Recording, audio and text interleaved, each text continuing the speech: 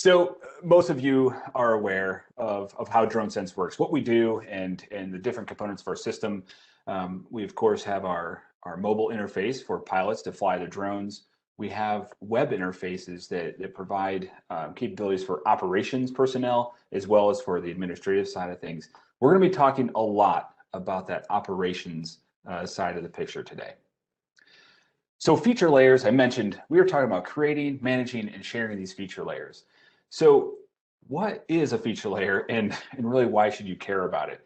Feature layers in DroneSense are groups of custom map objects that you can build and now share. So some examples of feature layers might be things like your mission requirements for a search and rescue mission, operational hazards, towers and other aerial hazards, takeoff and landing zones, things, basically making marks on maps to indicate places that matter to you. Maybe they're things you want to avoid, maybe they're places that you want to operate. Route planning, of course, can be part of that, both for aerial assets as well as ground personnel. And really, anything you can think of, anything that you want to mark on a map, memorialize either for future use or to bring people onto the same sheet of music, that is the way you can do that. So what are the components of a DroneSense feature layer?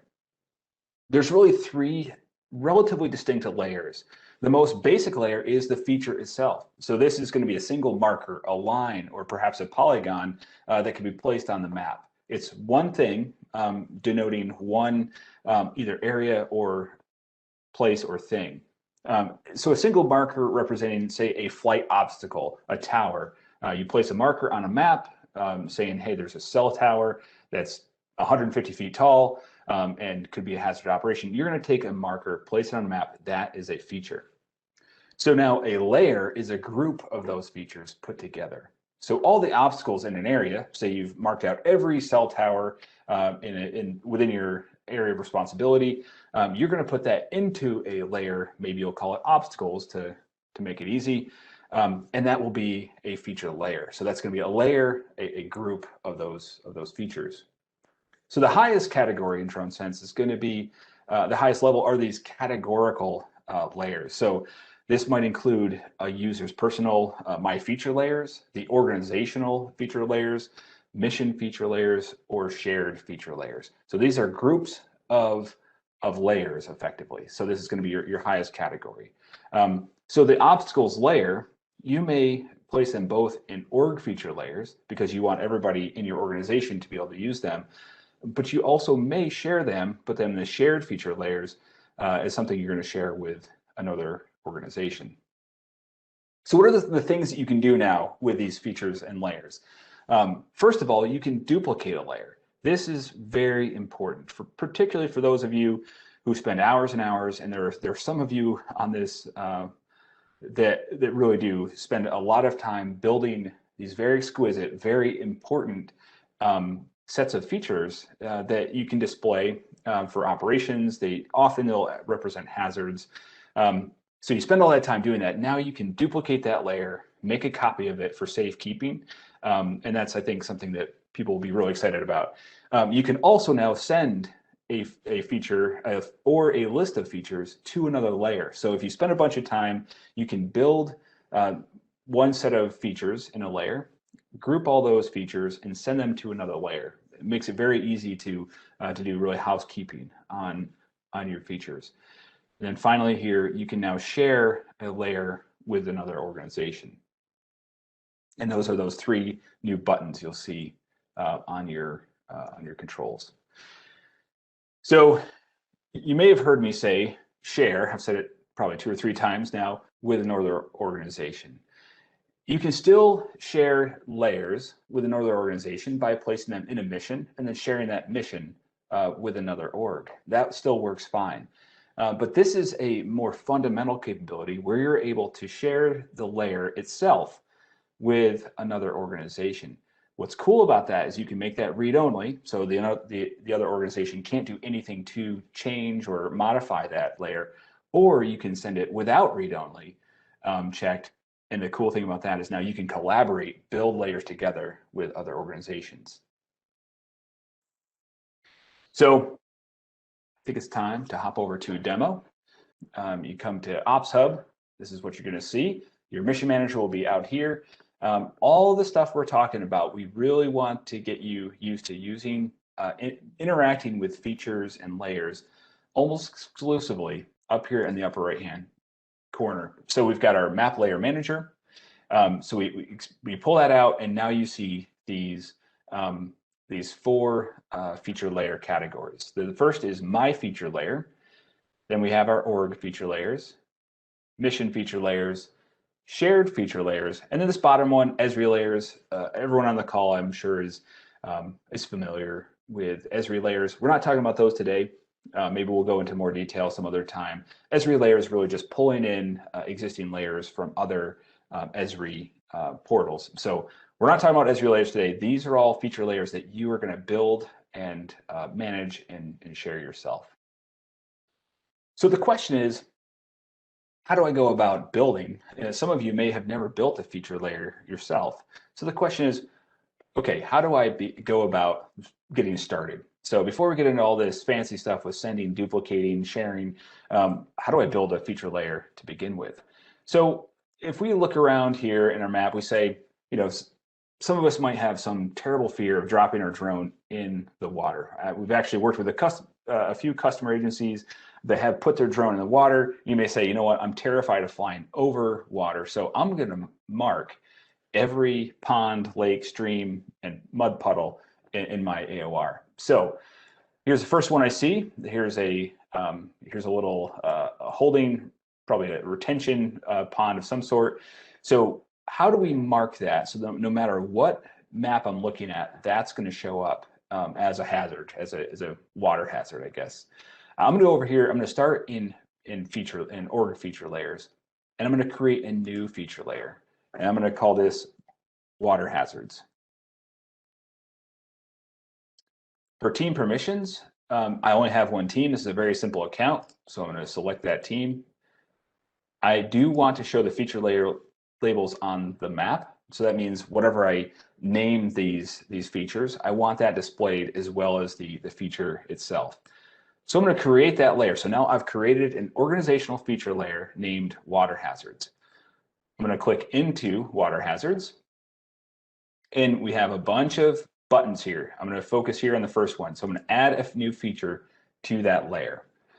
So here we are. We have a point feature. So that's going to be a marker.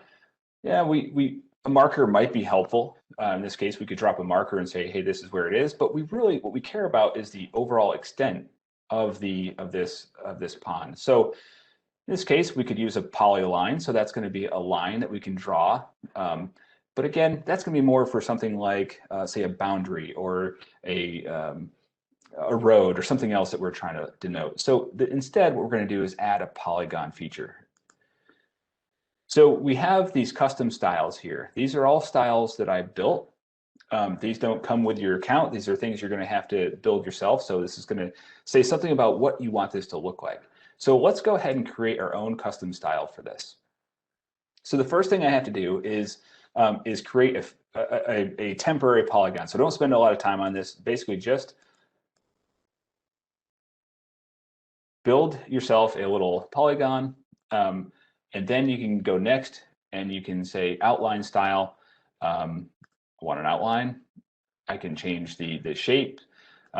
Maybe I want this to be, say, 3 pixels wide, and this is something you'll just have to play with. 3 pixels seems to look pretty good to me. And for an outline color, for water, let's make it, we're really scared of it, so let's make it this really awful red color. Okay, so we're going to make the outline color this. The fill style, we can do something like a crosshatch, and we can change that fill color to be yet another color, something. We can make it the same color, make it something different. Whatever the case, we build this fill color, and now this is our custom style. So we hit next, and we're going to call this water hazard. So now this is a style named water hazard. So anytime you find something that you're concerned about, you can now use this style to denote this on the map. Okay, so now we're ready. We're going to add a polygon feature. We're we're going to come down and click on that new style that we just built, and we're going to not get super cute about this, but we're going to create a polygon.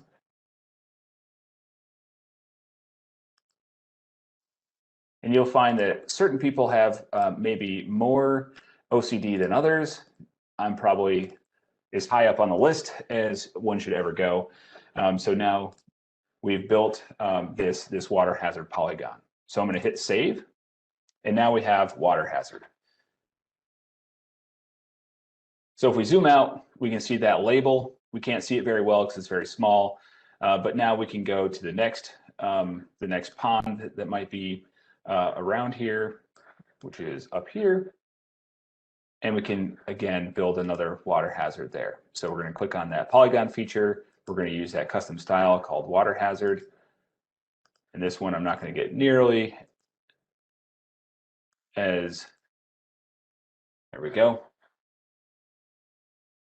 So now we've got multiple features. Each one of these is a feature in the layer. So if we had all the time in the world, you could go through here and build your polygons.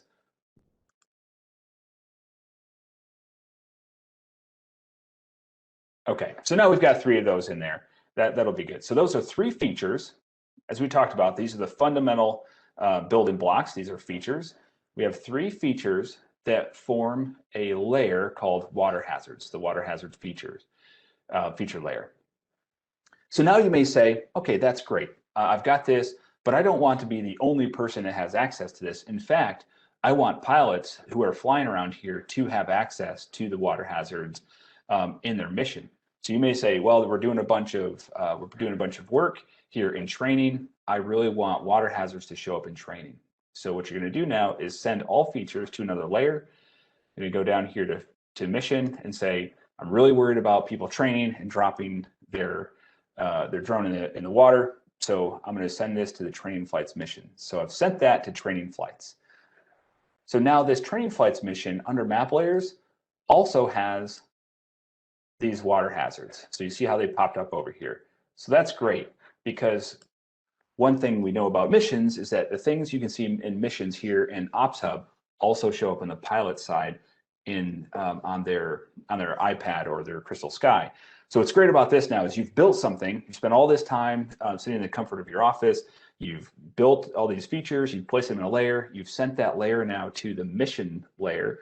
And then that mission, it's going to be, when you join that mission as a pilot, those layers are going to be exposed on the map for the pilot. So when they look down at the map, when they're flying their drone, they're going to see their drone with respect to those areas that you've marked out now as a concern. Okay, so that we built a feature, which was a polygon. We put it in a layer, and we sent that layer to a mission layer so that a pilot can see it. So I built some other layers here under org feature layers. So we just built that water hazards. Another one I built was these aerial obstacles. So we spent some time, and I looked at the highest objects around. So these might include cell towers, a water tower or two. We also have these very large high tension lines that run along the bike path in my area. So those are things that can be aerial hazards, particularly at night. You start flying one side to the other, you can't see them. It's very easy to tangle with them. They also pose an interference hazard. So these are the kinds of things that you may want to mark out, and you want persistent access to them. So you've done a bunch of work, you've built a bunch of aerial obstacles in there, and you're going to add to this over time. So every time you see something that is concerning, you add that to this layer, and this becomes a repository for these layers. Now, you've spent a lot of time on this, and you really don't want to lose it. So we're going to click on that, and what we're going to do is duplicate this layer. So I'm going to say this is, I'll just leave it as copy of aerial obstacles, or we can rename it.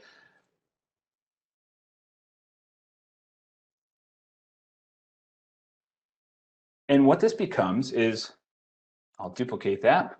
Now I have another layer here that I'm not going to send anybody. I'm not going to share it anywhere. This is a static layer that I've got that I want to basically for safekeeping. So I've built this layer, and I'm going to send this now. I'm going to share this, we'll say, to another layer, or we're going to modify it. But what we found is that somebody comes in and they make a bunch of changes, they remove some stuff you really wish was still there. What's great is by duplicating the layer, you now have kind of a backup for all that hard work that you've put in. So the next step here is these are the kinds of things that maybe you and your organization, you obviously want to use this, but we'll take perhaps you're a local agency that now is working with a nearby agency flying in the same area, or you've got a state agency or federal agency you're working with, and you want to be able to send this layer to them. Again, you can send this to a mission. So if we've got, you're training, you say, we'll send this to your general flights. Great, we've sent that to general flights. And now anybody that logs in under general flights can see that. You can then share general flights if you want to. Like we've talked about before, you can just go through and edit this and share this mission, generate a code. And now anybody who's got that code can see not just where your drone is, but also the mission feature layers that you've shared. But you may want, because this is a more persistent kind of thing, you may want to share this in a more permanent way with other organizations. So let's share this layer, this aerial obstacle layers, with another agency. So it's currently not being shared. We're going to slide this over to share externally. And now you have a choice to make. Do I want this to be read-only? I've done a bunch of work. I think I've got it all nailed. I don't want anybody messing around with this layer. Okay, you can do that if you want. But in this case, what I might do, because I've already made a copy of this layer, I may share this non-read-only. So this will allow the other agency to make modifications. What might those be? Well, they find another cell tower, so they add that to your layer. They find there's more high tension lines or something like that, they can add that. And over time, you can collaborate basically by making copies of this, keeping a backup, but then sharing with these other agencies. You can work together, collaborate, and build almost permanent, long-term, very detailed records of things in your area. Okay, so now I've hit share. Once you hit share, this layer ID comes up. You're not going to memorize this. Don't worry about that. All you're going to do is click here, and that's going to copy that to the clipboard. You can throw that in an email, send it to whomever you want to work with, and then if they plug that in, they can use that layer ID. So what I'm going to do is now is just show you what that looks like on the other side. So I've created a imagery mission layer from another organization that's not this one.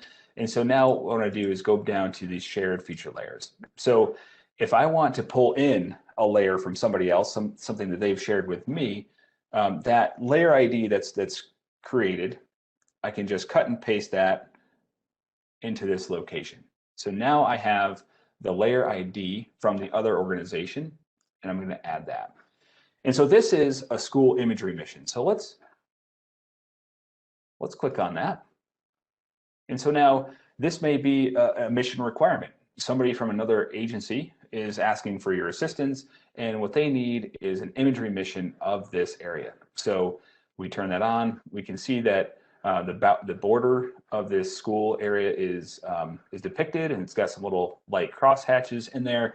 And the whole idea here is that another organization can send you a mission requirement or obstacles or any other type of any other set of features that represent something they want you to do or something that you can work on together. So that's a school imagery mission. Now, what's great about this is that you can take that and you can send these features to another layer. So you may already have a county imagery collection mission. So you now are going to send that to that mission, and that now becomes part of your record. You kind of own this layer now. You've made a copy, you've sent it to your own agency or organization feature layers, and now you've got that. If you only share these layers through a mission, so if you send it to a mission and then share the mission, when that mission goes away, so too do the layers. So this is a way that you can share a layer with somebody, and they can really kind of own it themselves as well. So that's both good and a bad thing. So depending on the scenario, you may want to use either path. So either are valid, and both have their strengths and weaknesses depending on various scenarios. Okay. So we talked about org feature layers. Everyone in the organization, basically with whom that's shared, can have access to that. So that's great. We have mission feature layers. So those are those feature layers that are associated with particular missions, and those have their use. And we just talked about shared feature layers, so you can share with another organization or pull those shared layers in from another organization through that. So the last one here is my feature layers. And the question is, well, why do I have my feature layers? I see my feature layer really as a place to back up your data. So if you're working on some stuff and you want nobody else to really have access to it, you just want to be able to manipulate that yourself, I would suggest using the my feature layer. So I spent a bunch of time here building a school imagery. Here we go. I spent a bunch of time creating the school imagery requirements. So these are all here. So I've built them out. I spent a bunch of time really making every curve perfect.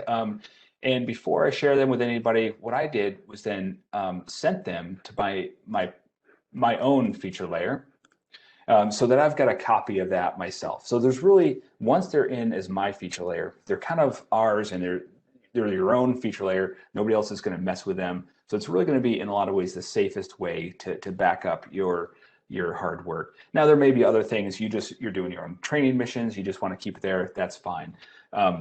But the big thing is, this is a little more limited. You can see that you can't share my feature layer data straight to, you can't share it. It's a little harder to get out of there. So, I kind of see this as a repository for your own personal work, more than something you're going to use actively for active missions or for larger organizational activities.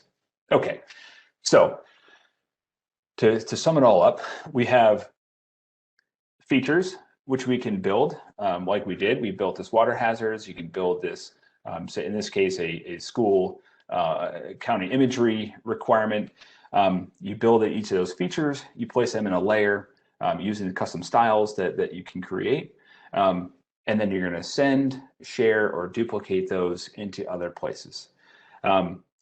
So yeah, this is going to basically, we have what I'm showing you right now is in our development on our development system, which means we're very close to pushing it out to production. We'll keep you in the basically we'll keep you in the loop, getting that stuff out. And we're really excited to begin getting your feedback and how this will make your life easier.